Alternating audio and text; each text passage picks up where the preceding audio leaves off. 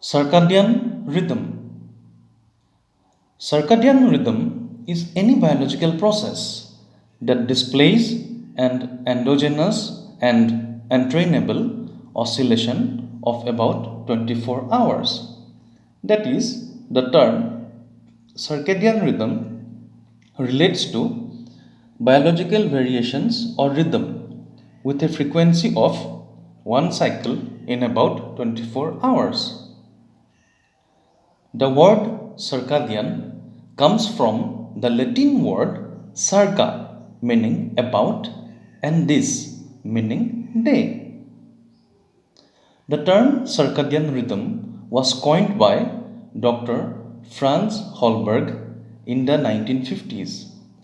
Dr. Franz Holberg is considered as one of the founders of chronobiology.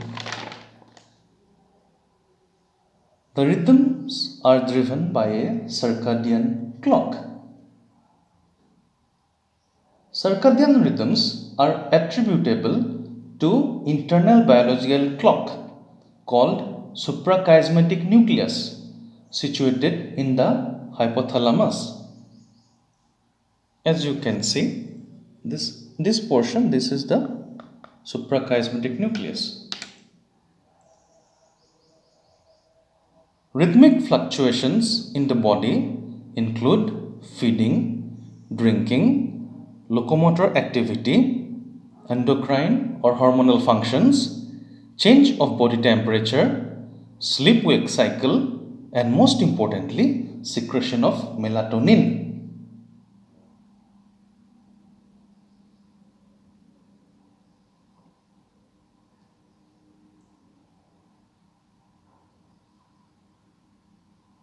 Rhythms are synchronized to the rhythmic light dark changes in the environment. As you can see, this plant is showing visual changes, that is, visible changes in the day as well as in the night. Okay.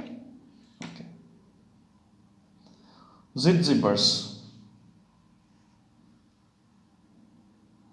The circadian rhythm are endogenous and adjusted to the local environment by external cues called Zigzibers. Zigziber is a German term. Zigziber means time giver, and the most important Zigziber is daylight. History. It is documented that the circadian rhythm was first observed in the 4th century BC by Androsthenes. Androsthenes was a ship captain who was serving under Alexander the Great of Macedonia. Androsthenes described the diurnal leaf movements of the tamarind tree. Androsthenes observed the daily leaf movements of the tamarind tree, Tamarindus indicus, on the island of Tylos, now Bahrain, in the Persian Gulf. So, this is a mammalian circadian research timeline. It shows that in the different time periods, what happened, that is, what circadian research was done. Well, I will point out some important ones in the like if we see in the 1980s, the suprachiasmatic transplantation appeared in around 1984 to 1987.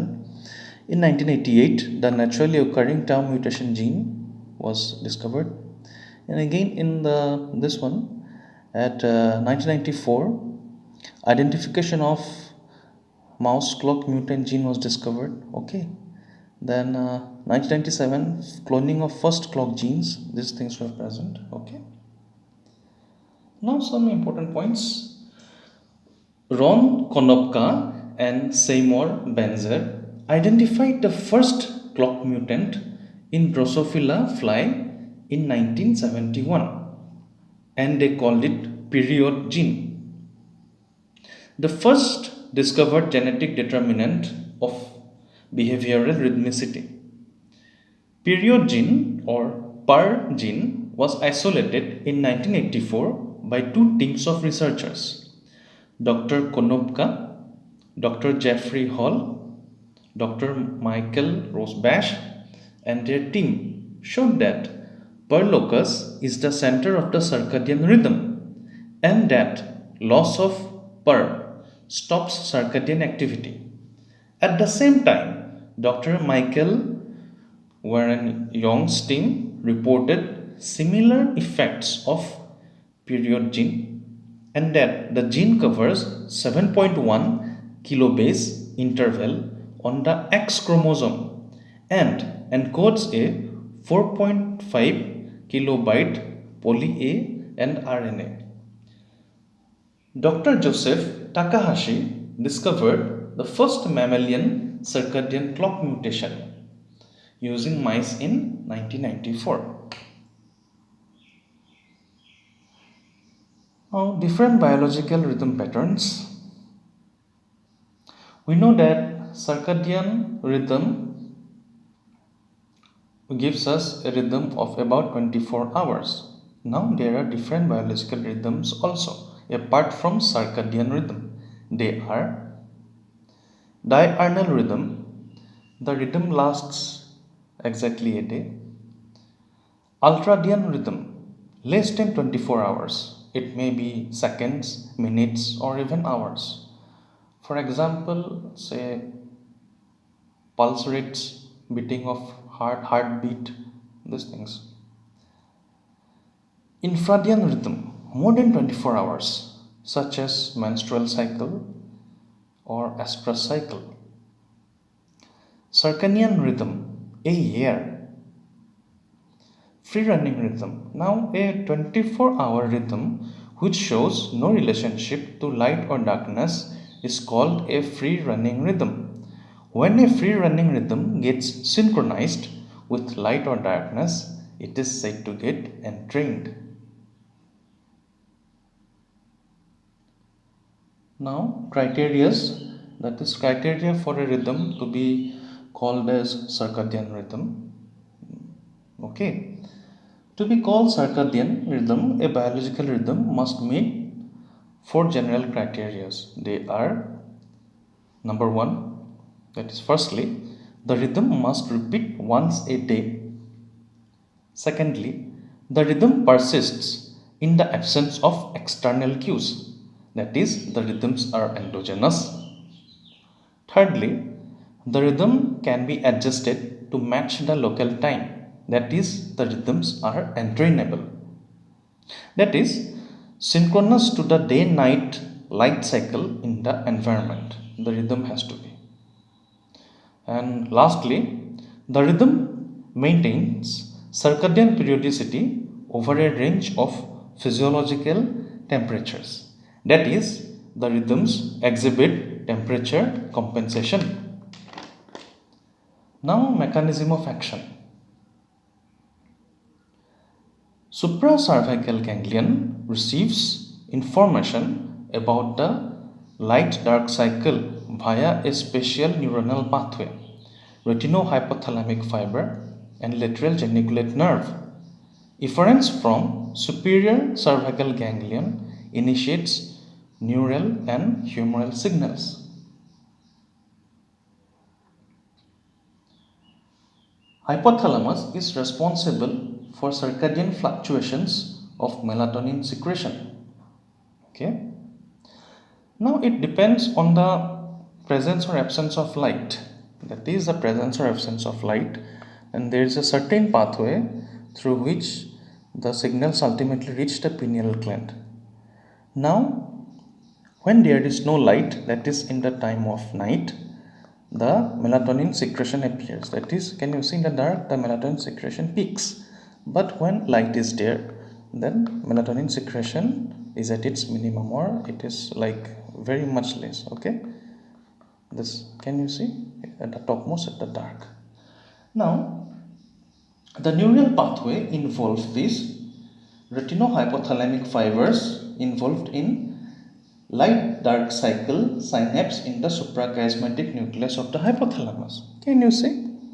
These are retinohypothalamic tract. Okay, it starts from there are melanopsin expressing retinal ganglion cells, and ultimately there is a tract arises and that goes up to the suprachiasmatic nucleus. Okay, so this is the retinohypothalamic tract. Okay, it reaches the hypothalamus. Okay, then the tract converges on the intermediolateral gray column of thoracic spinal cord and end on the preganglionic sympathetic neurons. That is, can you see from here again the tract arises and then it goes into the paraventricular nucleus. And then from the paraventricular nucleus it goes to the intermediolateral cell column. Okay. Now from the intermediolateral cell column of thoracic, especially upper thoracic spinal cord, it goes. Okay.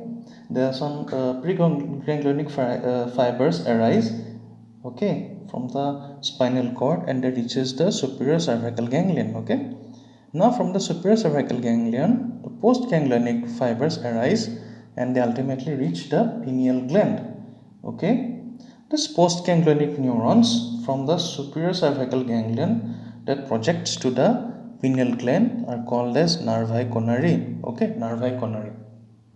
Okay, so first of all, the light when there is no light, then this darkness is sensed by melanopsin expressing retinal ganglion cells.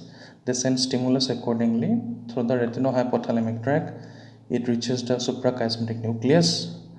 Ultimately, it stimulates through its nerve fibers the paraventricular nucleus, and then the stimulations goes up to the intermediolateral cell column of upper thoracic spinal cord, and then it reaches and it keeps preganglionic nerve fibers reaches the superior cervical ganglion, and then the postganglionic nerve fibers or the nervi coronari that starts from superior cervical ganglion, they go to the pineal gland. Okay, and ultimately secretes melatonin. Thus, the mechanism underlying the cyclic change normally is that retinal activity changes depending upon whether the environment is dark or well lit. Change in retinal ganglion cells is finally conveyed to the sympathetic nerve fibers supplying the pineal gland. The hypothalamus exerts its effect through the norepinephrine secreted by the nervi coronari, which are the postganglionic sympathetic nerve fibers, that innervates the pineal gland. The norepinephrine released by this nervi coronari's endings affects mainly the beta receptors, but also the alpha 1 receptors on the pinealocytes. The effect of these are the norepinephrine. Can you see? Okay. The effect of the neurotransmitter on pinealocytes is to increase the cyclic AMP levels. Cyclic AMP levels increases the activity of an acetyltransferase, which is one of the regulatory enzymes in the biosynthesis of melatonin.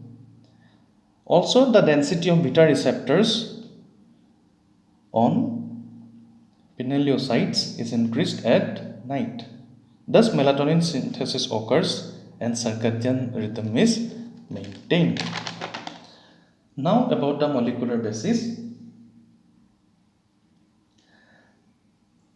Specific circadian genes such as cryptochrome and period, as well as clock and BM1 genes, are present in mammals, which operate via transcription translation feedback loop. Okay. Now, the mammalian circadian clock relies on the master genes, clock and BMAL1, to drive the rhythmic gene expression and regulate biological functions under circadian control. Clock and BMAL1 heterodimerize in the cytoplasm during night, which is translocated to the nucleus and initiates transcription of period and cry genes, that is cryptochrome. Okay. The period gene stretches out as it embraces cytochrome. One end of the period protein then tucks into part of the cytochrome structure, that is next to a large pocket. This large pocket is where the cryptochrome proteins binds to clock and BMAL1, suggesting that period can influence whether this binding has occurred. Negative feedback is achieved by per cry heterodimers, that is period and cryptochrome gene heterodimers, and this repress their own transcription by inhibiting clock and BMAL1 complex. That is, by inhibiting the clock and BMAL1 complex, the period and cryptochrome genes they inhibit their own synthesis. Okay. Now the different circadian rhythms. Our body has very important circadian rhythms, that is, it is very important to maintain different functions. Now I will try to say a few of the circadian rhythms that are present in our body. Melatonin secretion. Melatonin is secreted more during the dark period of the day than during the daylight hours. Adrenocorticotropic hormone or ACTH secretion. Normal secretion of adrenocorticotropic hormone is cyclical with very high plasma cortisol level in the early morning. The secretion is highest at 8 a.m. and then fall slowly to the lowest level soon after midnight. It is worth noting that circadian ACTH secretion with high midnight cortisol level is a feature of Cushing's disease. Okay. Normally what we get is that, as I have already told you, ACTH, that is adrenocorticotropic hormone level, is lowest at midnight. But if we get high midnight cortisol or ACTH level, then it suggests that the patient is very much suffering from Cushing's disease. Okay. Cushing's disease is a form of endocrinal disorder which is associated with adrenocorticotropic hormone. Now, thyroid stimulating hormone or TSH secretion. Thyroid stimulating hormone secretes, that is, plasma thyroid stimulating hormone concentration peaks around midnight. Okay, that is, at around midnight the plasma thyroid stimulating hormone level peaks, that is, it is at the highest level. Now, growth hormone secretion. Plasma growth hormone concentration also peaks around midnight. Gonadotropin releasing hormone or GnRH secretion. GnRH has a relation with melatonin and its release is inhibited by melatonin. That is, plasma gonadotropin releasing hormone concentration is more in daylight hours than dark period of the day or night. Remember, melatonin level is the highest in the dark period and is least in the daylight period, and hence the gonadotropin releasing hormone, okay, as inhibited by melatonin. So as in the dark period the melatonin level is more, so GnRH level is less in the dark period, okay, and it is more in the daylight. Body temperature, okay, regulation. The normal human core temperature undergoes a regular circadian fluctuation of 0.5 to 0.7 degrees centigrade. The average human adult temperature reaches its minimum about 2 hours before habitual wake-up time. Sleep-wake cycle. Melatonin induces sleep and increases the relative duration of REM or rapid eye movement sleep. Okay. The suprachiasmatic nucleus has two peaks of circadian activity. Suprachiasmatic nucleus, okay, this is the suprachiasmatic nucleus.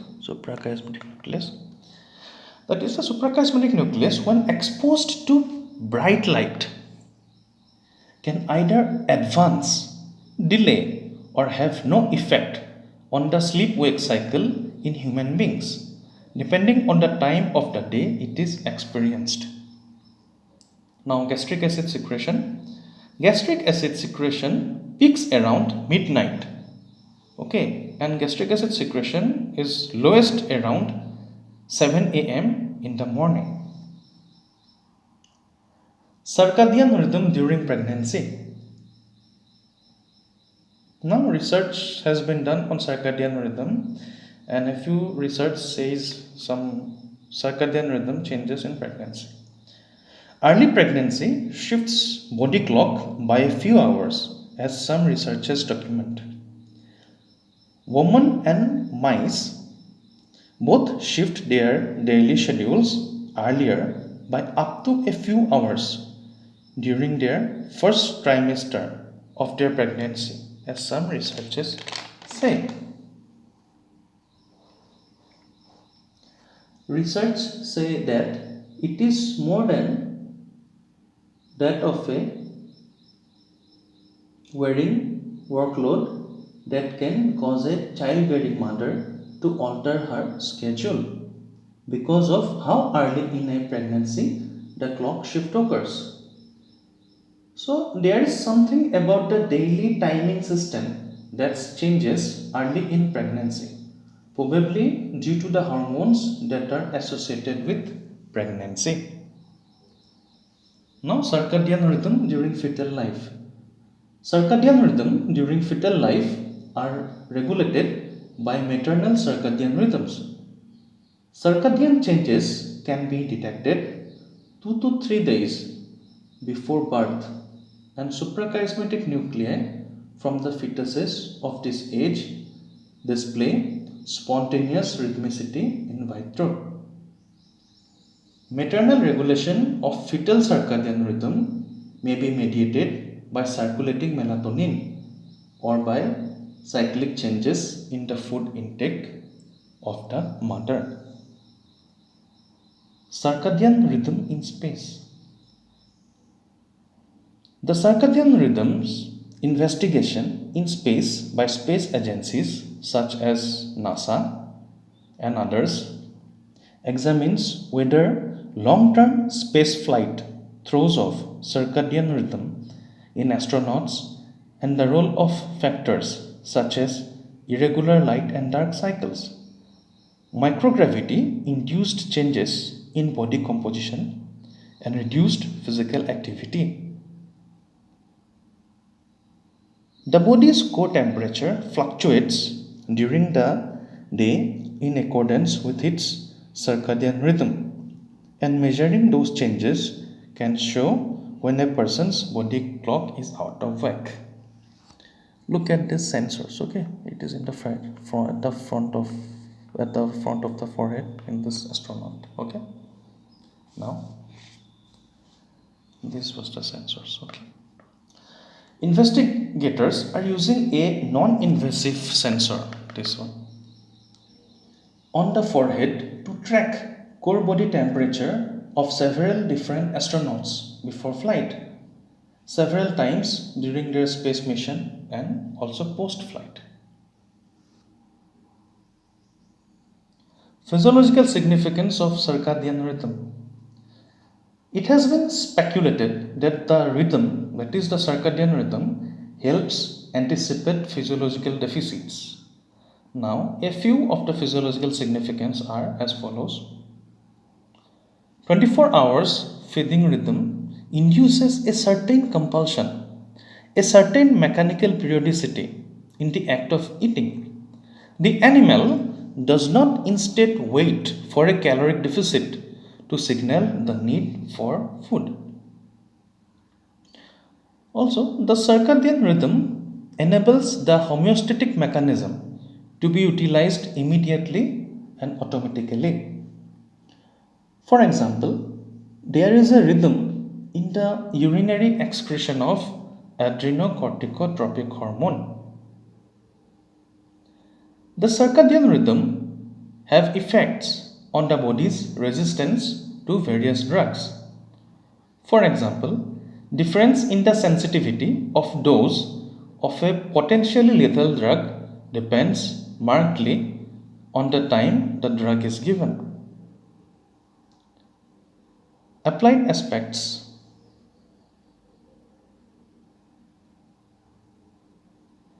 Factors leading to circadian rhythm disorders are shift workers, that is shift works, pregnancy, time zone changes, changes in routine, and many more. There are basically two major types of sleep disorders associated with disruption of circadian rhythm. They are transient sleep disorders, which include jet lag, altered sleep cycle because of shift of work and illness, and secondly, chronic sleep disorders. This include delayed or advanced sleep phase syndrome and non 24 hours sleep wake disorder. Jet lag or rapid time zone change syndrome. Now, what is it? Let's see. Jet lag occurs when a person rapidly travel across time zones. Okay, that is suppose the person is traveling say from India to Australia, then to America, then to Russia, then to England, like that. Okay. So here symptoms include excessive sleepiness, lack of daytime alertness, and irritability. Okay. Now, shift work sleep disorder. In shift work sleep disorder, altered sleep cycle occurs. It affects people who frequently rotate shifts or work at night. Delayed sleep phase syndrome. Here, in delayed sleep phase syndrome, the persons tend to fall asleep very late at night and have difficulty waking up in time for work, school, or social engagements. Delayed sleep phase syndrome is associated with a specific haplotype of human period 3 gene. It is worsened by using computers or using mobile phones at night. It can also lead to depression and insomnia. Advanced sleep phase syndrome. In advanced sleep phase syndrome, the persons go to sleep earlier and wake up earlier. It is a familial sleep disorder. Familial Advanced Sleep Syndrome, or simply FASPS, is a subtype of advanced sleep phase syndrome. It results from mutation in a phosphorylation site within the casein kinase 1 or CK1 binding domain of the human period 2 gene. Non 24-hour sleep wake disorder. In non 24-hour sleep wake disorder, the individuals will have normal sleep pattern but they live in a 25-hour day. Now, therapeutic highlights for circadian rhythm disorders. Light therapy has been shown to be an effective treatment in individuals who experience disturbances in their circadian cycle. Melatonin can be used to treat jet lag and insomnia in early individuals. Zolpidem or Ambien is an example of a sedative hypnotic that slows brain activity to promote sleep onset.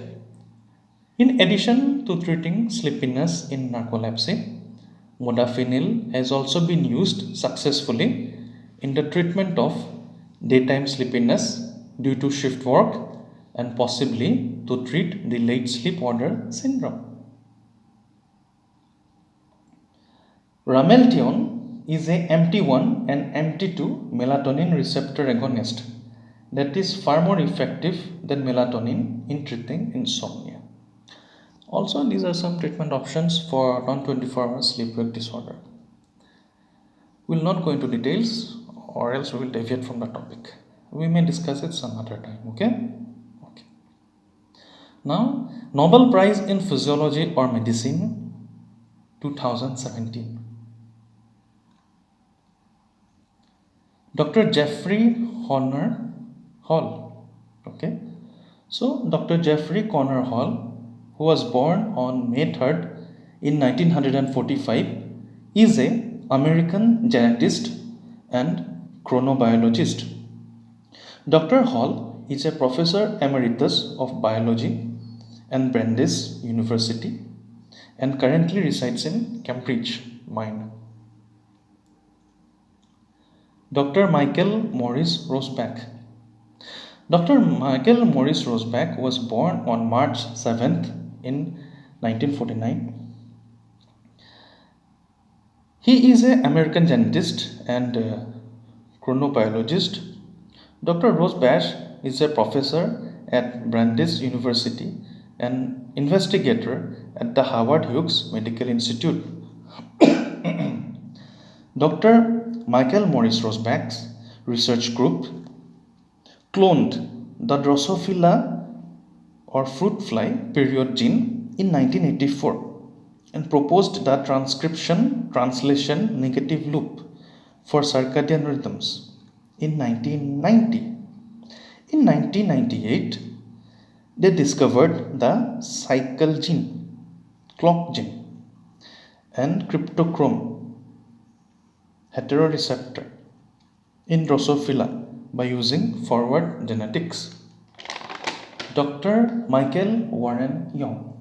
Dr. Michael Warren Young, who was born on March 28, 1949, is an American biologist and geneticist. He has dedicated over 3 decades to research studying genetically controlled patterns of sleep and wakefulness within Drosophila melanogaster or fruit fly. That is, Drosophila melanogaster is the scientific name of the fruit fly in which the investigations were, that is, the experiments were done. So, in 2017, Nobel Prize in Physiology or Medicine went to Dr. Jeffrey Connor Hall, Dr. Michael Rosbash, and Dr. Michael Warren Young for their discoveries of molecular mechanisms controlling the circadian rhythm. The esteemed scientists were awarded the Nobel Prize for their discoveries of molecular mechanism controlling the circadian rhythm in fruit fly or Drosophila. Okay.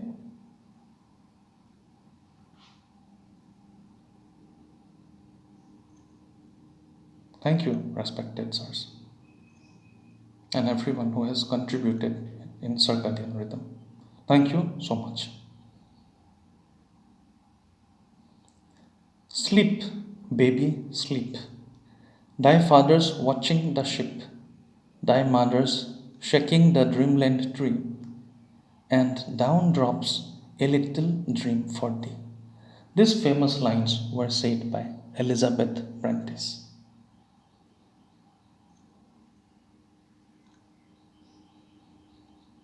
This is Heemanshu Shekhar Gogoi. Thanks and Namaskar. And you're watching Namaskar Physiology. Thank you so much. Have a good day. And thank you.